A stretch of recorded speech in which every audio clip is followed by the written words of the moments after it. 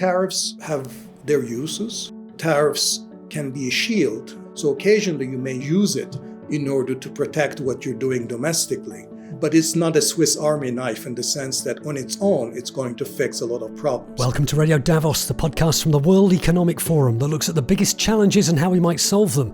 This week, an economist who has long spoken out against unfettered globalization. Economies became more integrated with each other. They became more disintegrated within themselves, in a sense of disconnect between the ordinary people and the political elites. All these tensions, inherent contradictions, ultimately made the system unsustainable. As 2025 starts amid fears of a global trade war, Harvard professor Dani Rodrik talks tariffs, economic nationalism, and the impact of the wrong sort of globalization. The erosion and the increasing economic insecurity of the middle class is a significant underpinning of what is happening to our democracies. Globalization needs a rethink. So I don't think we should debate the question of whether we want globalization or not. I don't think that's the real issue. The question is, how should we manage it? Follow Radio Davos wherever you get your podcasts, or visit wef.ch/podcasts, where you'll also find our sister programs, Meet the Leader and Agenda Dialogues. I'm Robin Pomeroy at the World Economic Forum, and with this look at how we might make globalization a fairer force for all, fighting geopolitical wars with China isn't going to do it. This is Radio Davos. Welcome back to Radio Davos. The annual meeting is behind us. Please do listen to our last episode called What Just Happened in Davos for a roundup of what went on there. While it was all going on, I spent most of the week in our podcast recording booth doing interviews that we'll be bringing you in the coming weeks here on Radio Davos. The first one was actually the first one I did, and it's perfect timing to discuss the world as it is right now with all the uncertainty about rising geopolitical and trade tensions. Dani Rodrik is a professor of international political economy at Harvard University, and he is known as a critic of unfettered globalization and a supporter of so-called industrial policy. He explains what those terms mean and gives his own views on what politicians should do to make the global economy work for people and not the other way round. Welcome to Radio Davos. With me here in Davos is Dani Rodrik. Hi Dani, how are you? Good, thank you. How are you? I'm very well, thank you. So we're just at the start of the Davos week now as we record this. And it's really interesting to have someone like you here with us, a Harvard economist who's going to explain everything about the economy to us, I hope. How does that sound as you've just got off the plane? I think I'm just about to leave this podcast right now. You're well known of your criticism of unfettered globalization. Can you just give us, to anyone who's not read your work or seen you speak, your main stance on globalization?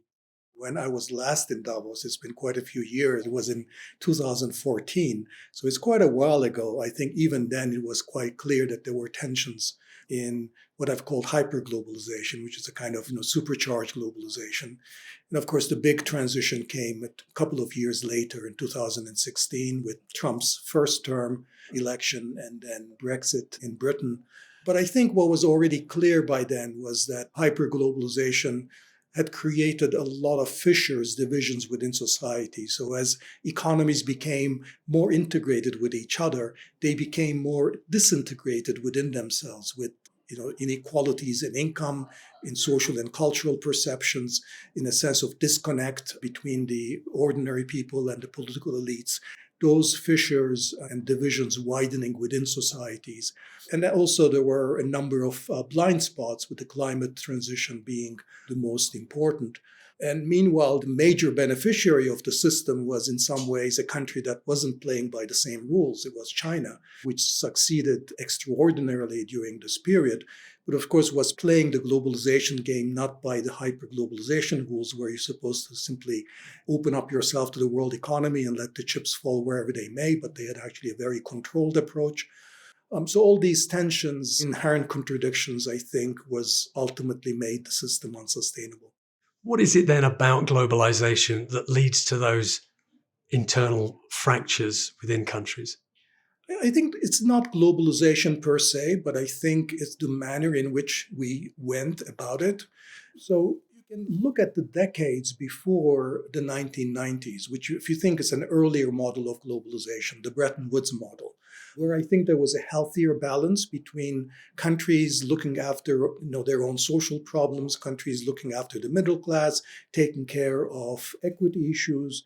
And then I think what happened after the 1990s was a fundamental transformation in the frame of mind of the policy elites and the centrist political forces, where instead of saying, how can the world economy help us achieve our own social economic goals, it became, what do we have to do to integrate into the world economy? And I think in that sort of transition to that, what's called mindless prioritization of globalization, I think a lot of domestic, economic, social, and ultimately environmental objectives went by the wayside. So I don't think, we should debate, the question of whether we want globalization or not. I don't think that's the real issue. The question is how should we manage it? And I think hyperglobalization was very much a return to the spirit of, if you will, the gold standard, the late 19th century model, where countries simply left their economy on an automatic pilot run by the demands of international capital and then the price of gold. And that didn't end very well either. You were a proponent of what perhaps in previous years was an unfashionable notion of industrial policy, which is a phrase people of a certain generation wouldn't even have heard of before. It's suddenly come back into vogue. Could you tell us what industrial policy is and why it's suddenly, well, maybe not so suddenly, come back in? So industrial policy was one of these levers of government policy, which I think has traditionally been important for governments to structure and diversify their economies to become more productive, to lay the stage for future economic growth and creating economic opportunity. So industrial policies have always been with us, going back to the United States in the late 19th century with its own developmental policies of fostering their own industries, and of course, the East Asian growth miracles and then the Chinese growth process. And even in the United States, while industrial policy had become intellectually unfashionable, there was a tremendous amount of industrial policy taking place beneath the radar, if you will, in terms of the policies of the Defense Department, various policies of support for small businesses, research support for innovation, and so forth. So I think what happened was that these objectives became much more important once one realized that rebuilding the middle class was important, that in order to compete with China, you had to ensure that you had resilience of supply chains and that you were producing the semiconductors that you need. And perhaps most importantly, the understanding that to embark on the green transition in a serious way, you needed to promote innovation and renewables and electric vehicles and batteries. And that needed active industrial policy, support of these new industries so that you could push firms down their cost curves, that it wouldn't work simply through pricing carbon appropriately. You needed a much more active hand of the government. So industrial policy is an intervention by a government to achieve certain goals within an economy. It's not unfettered capitalism, let the chips fall when they land, to use the expression you just used. And you're saying that never really existed even in the United States because the government had these military policies and lots of other policies as well. But then I suppose recently, in the Joe Biden administration, you've had, particularly the one that comes to my mind, is the IRA, what does that stand for? You'll remind me? Inflation Reduction Act, the very inappropriately named Inflation Reduction Act. What do you think of that? Because, those who haven't been paying that much attention to it from the outside, it seems to be, it's not so much about inflation, but more about job creation and also that green transition that you mentioned. I'm a big fan of the IRA, but I think to appreciate the role of IRA, we have to step back and consider a couple of things. One is that probably the most significant advance we have registered in the fight against climate change is the significant reduction in the cost of renewable energy in the last 10, 15 years. And that was pretty much the result of industrial policy carried out by China. China went in a big way to subsidize solar, wind, electric vehicles, batteries, and the price of these green products and renewable energy has collapsed in ways that one would not have really thought imaginable 15 years ago. So that is a huge benefit that industrial policy has produced, not just for China, for the world as a whole, because since climate change. So that's one important background against US emulation of these policies. The other important background is that much of the technocratic elite and economists and many policymakers put a lot of emphasis on carbon pricing as a way of getting on the green transition. And we've seen that carbon pricing is politically very difficult because it raises the price of energy. It's a kind of a tax. Nobody likes a tax, and the United States has been completely unable to engineer carbon pricing or raising the price of carbon for so many decades. Now, green industrial policies, on the other hand, which is to actually crowd in investments and crowd in innovation, is very different because rather than basically telling people we're going to tax you, it's telling people we're going to subsidize you. So we're going to it's the carrot rather than the stick. So it's turned out that from a political perspective, it's been much easier to actually embark on the green transition through industrial policies rather than through carbon pricing. So you put those two elements together, and I think the IRA, is probably the next level of this, which is trying to emulate the Chinese industrial policies to achieve technological progress and traveling down the learning curves in these new renewable and green industries, and doing so in a way that actually generates political support along the way, because the further you go down this path, the more you strengthen green industries and renewable energy and the regions in the country that benefit from that. So that creates a kind of a political momentum that enables you to embark on the decarbonization path through the carrots rather than the sticks. So for that reason, I think the IRA has been very important. And even though incoming President Donald Trump has talked about basically going back on all of these things, I think for political reasons, many of these policies will remain in place because there are a lot of companies, a lot of sectors, a lot of regions that are benefiting from these incentives. So they will not want these incentives to be curtailed. So industrial policy is a phrase that has returned into vogue, but another phrase that we hear a lot is economic nationalism. Could you tell us what you understand by that phrase and what's the difference between industrial policy and economic nationalism is one of these scare words, right? But there are different varieties of economic nationalism. One variety actually can be quite helpful, not just to an economy, but also to the world at large. So I call that variety, for lack of a better word, developmentalism, which is countries trying to pursue their own developmental agenda. And that means embarking on these kinds of industrial policies, helping new sectors, managing your economy well, and leveraging the world economy so that you can access capital, you can access technology, you have access to international markets and so forth. So developmentalism is a kind of economic nationalism because you're putting your own economic national interests first and foremost. But to the extent that you're successful, you're helping not just yourself because you're helping the rest of the world too. Now, in that way, I think developmentalism has been a feature of US economic history. It's been a feature of Western Europe. And of course, it's been a feature of China. But China's developmentalism has been hugely beneficial, not in terms of its own economic growth and poverty reduction record, but also by creating this huge market for the world's firms and exporters. It's been, on the whole, despite all the tensions, of course, that we see today, has been hugely beneficial. There are other varieties of economic nationalism, which it teeters into mercantilism, where you're trying to maintain trade surpluses, export a lot more than you're importing, or it can, of course, in the extreme form, merge into kind of economic imperialism or expansionism of the type that we saw in the interwar period with Hitler's Germany. And of course, those are tremendously damaging because they view the world from a zero-sum standpoint, which is that to say that I only gain to the extent that you lose. And that, of course, is very harmful for the rest of the world. So I'm very much in favor of a kind of economic nationalism that takes a developmentalist form. But I think we should be very wary of this, its zero-sum version.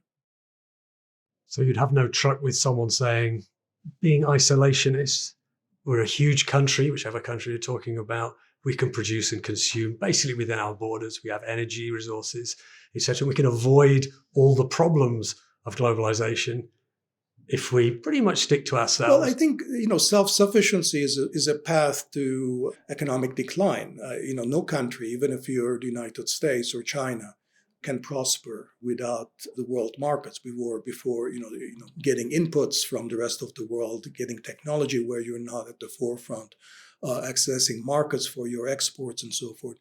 To the extent that economic nationalism is putting your own national economic interests first, there's no way you can do that without using world markets. So I don't think isolationism is what smart economic nationalists would choose to do. How do you see the potential of big tariffs coming in, some kind of trade war, if we want to use that phrase, or heightened trade tensions? Donald Trump, as we speak, he's being sworn in.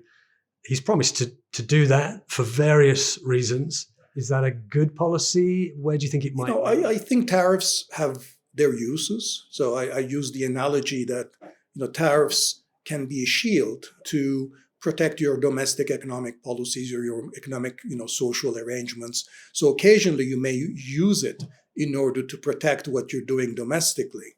But it's not a Swiss Army knife in the sense that on its own, it's going to fix a lot of problems. And I think the problem with Trump's approach to tariffs is that he's basically viewing tariffs as a kind of all-purpose policy that's going to fix America's competitiveness problems. It's going to restore the middle class. It's going to create lots of jobs. It's going to fix the trade balance. It's going to reassert the U.S. dollar as a kind of a reserve currency.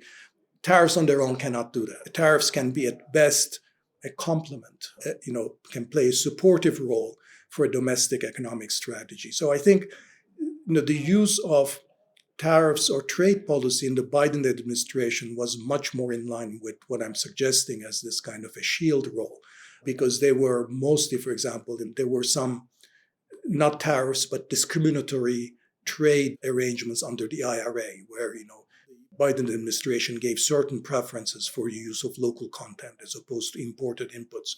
But that was really to sort of make the IRA economically and politically viable domestically. So it wasn't, creating the green transition through local preferences, but it was more using local preferences as a way to buttress a broader approach to climate change. So I think I worry about Trump's approach mainly because I think he has a view of tariffs that is completely unrealistic. I think the best that we can hope is that he's going to use tariffs mainly as a kind of a way to extract concessions from individual trade partners. What I do hope is that other countries will stay calm and will not retaliate, because I think ultimately the costs of tariffs are borne mostly at home, and it would be very silly for other countries to add insult to injury by actually raising their own tariffs and retaliating, although politically, presumably, they have to do something. But my main advice to other countries would be to stay calm and not to overdo. You mentioned a couple of kind of policy aims, one being the green transition or climate change. Maybe we can come back to that, but also building back up the middle class. Could you tell us what's happened to the middle class and what are the policies that might work to reverse what has happened? It wasn't, of course, just hyper-globalization that led to the erosion of the middle class. It was also technological changes, automation, a process of deindustrialization in the advanced countries that would have happened regardless, and a certain amount of deinstitutionalization of labor markets with the decline of labor unions, the decline of voice on the part and bargaining power of labor and so forth. I think this probably went furthest in the United States, where the erosion of the middle class is quite significant and measurably so. But even in countries, and some European countries, for example, where there has not been a quantifiably measurable erosion of the middle class, there's a general sense that people in the middle classes feel much greater sense of economic precarity, that they feel that their living standards are much more under threat. And I think that's important because the erosion and the increasing economic insecurity of the middle class is a significant underpinning of what is happening to our democracies. And I think the the significant gains that the authoritarian forces and the far right and right-wing populism have been able to register are actually rooted to a significant extent in the erosion of social cohesion in the advanced countries. I think it's well known, going all the way back to Aristotle, that you cannot maintain democracy in a country where there are huge chasms, huge divisions, huge inequalities in income. So I think the most important thing we can do is focus on creating good jobs. And I think what has happened is that good jobs have become scarce as a consequence of deindustrialization, hyperglobalization, technological change.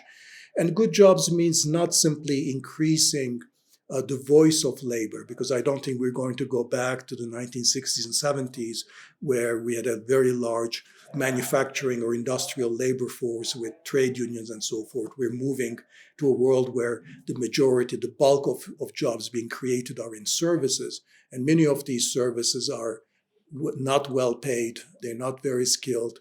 They're not very good jobs. In the United States, for example, the long-term care sector is by far the most rapidly expanding sector in terms of employment, yet it's a source of very bad jobs.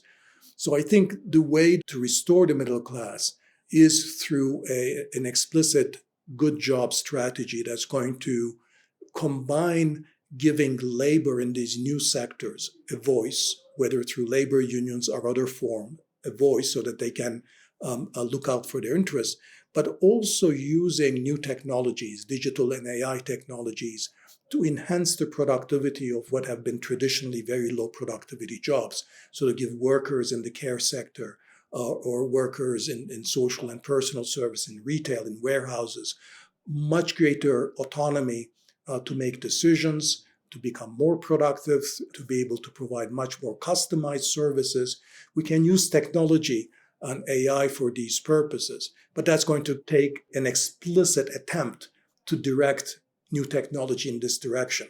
That if we simply leave the direction of technological change in the hands of big tech, we're as likely to get, as I think we're getting, sort of new forms of technology that, far from empowering workers without university or professional educations, in fact, are much more designed to control them, to reduce their autonomy, to expropriate much more of the productivity gains for firms and employers rather than leaving it at the workers' hands. So I think it's a kind of very different set of policies than what was required in the 60s and 70s when we had a kind of a Keynesian social democratic approach where if we create full employment and we have unionized industrial labor force, that is the foundation of a middle class society. We will need different tools going forward that's much more focused on services and using technology and the provision of public inputs to increase productivity in these traditionally low-wage services. Yeah, because AI is an expensive technology. Companies are using it, deploying it to produce things in a different way, to produce new things. You're saying that the riches resulting from that, if we're not careful, are just going to result ending up with the richest people. And I'm thinking of the care economy, as you said. I'm not quite sure I see where AI can help there, because if you can pay someone minimum wage or less to do care work, you're not going to invest in AI to help them become more productive, because I can actually imagine ways where AI could help people in those jobs, allowing them more time with the people they're looking after, taking care of all the administration and logistics and that kind of thing.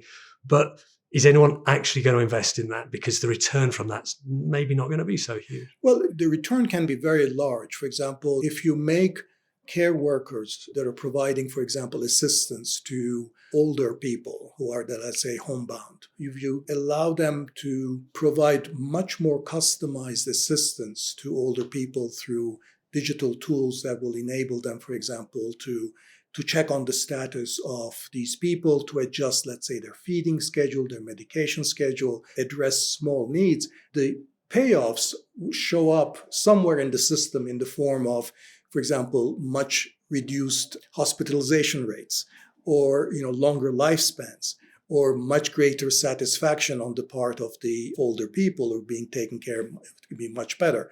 So there are both income and other gains that are generated somewhere in the system, but the organizational form in which care is provided often it doesn't allow for these gains to go back and to incentivize their provision.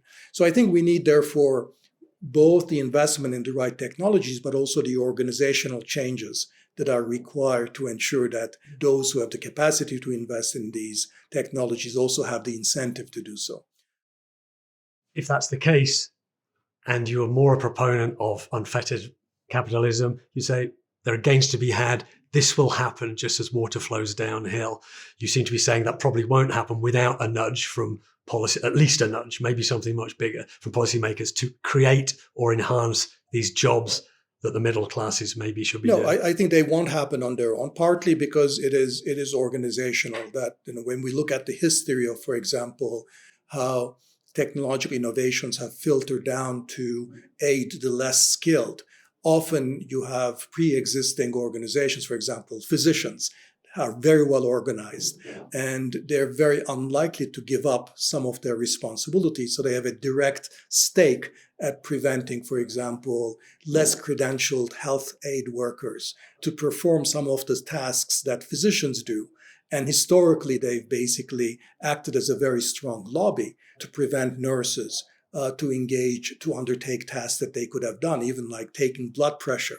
But with new tools, the nurses or nurses' aides could do that, and tasks that were primarily undertaken by physicians were passed on. But you look at the history, it was always resisted by, so you need other agencies like governments to countervail against those pre-existing organizations. You also need somebody to speak up for the workers, right? Because it's not like the corporations and platform companies might often have very short-term views about what's profitable. So they might significantly underestimate the gains that they get from providing greater autonomy and agency to individual workers. They might simply say, well, we're actually going to go the other way, which is we're simply going to monitor everything they're doing. That's what the technology we want to invest in. But it could well be that because these, let's say, frontline workers are much closer to the customers, they often have good ideas about how to change their practices. But often the corporations will not be open through their own internal dynamics to these innovations. And therefore, again, the government might have a significant role to play to open up those paths.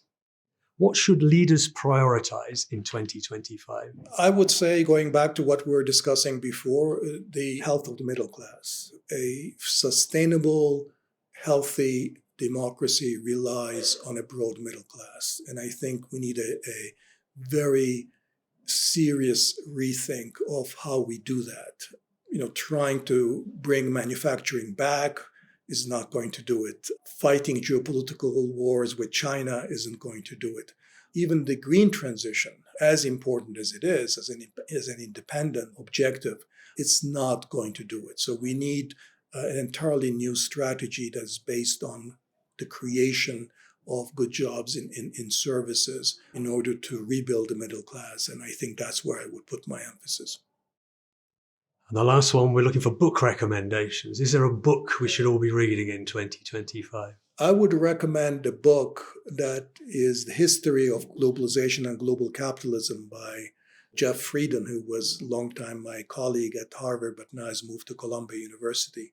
It's not a very new book, but I think it's a very useful source of reflection of, what we're going through here in the global economy and the various ups and downs of globalization. It's nothing that's very new, and that we've experienced that before, and how both the right-wing backlash and the left-wing backlash to globalization is a recurring historical feature. So maybe that would be one book to have a historical perspective on our current day that I would recommend. Dani Rodrik, thanks very much for joining us on Radio Davos. You're very welcome. Dani Rodrik is Ford Foundation Professor of International Political Economy at Harvard's John F. Kennedy School of Government. For more on global trade, check out my interview with the Chief Economist of the World Trade Organization, Ralph Osser, published in January. And be sure to follow Radio Davos and our sister podcasts Meet the Leader and Agenda Dialogues to get more from the annual meeting over the coming weeks. And if you have a moment, please give us a rating or review on your podcast app. This episode of Radio Davos was written and presented by me, Robin Pomeroy. Studio engineering in Davos was by Juan Toran. Editing by Jerry Johansson. Studio production by Taz Kelleher. We'll be back next week, but for now, thanks to you for listening, and goodbye.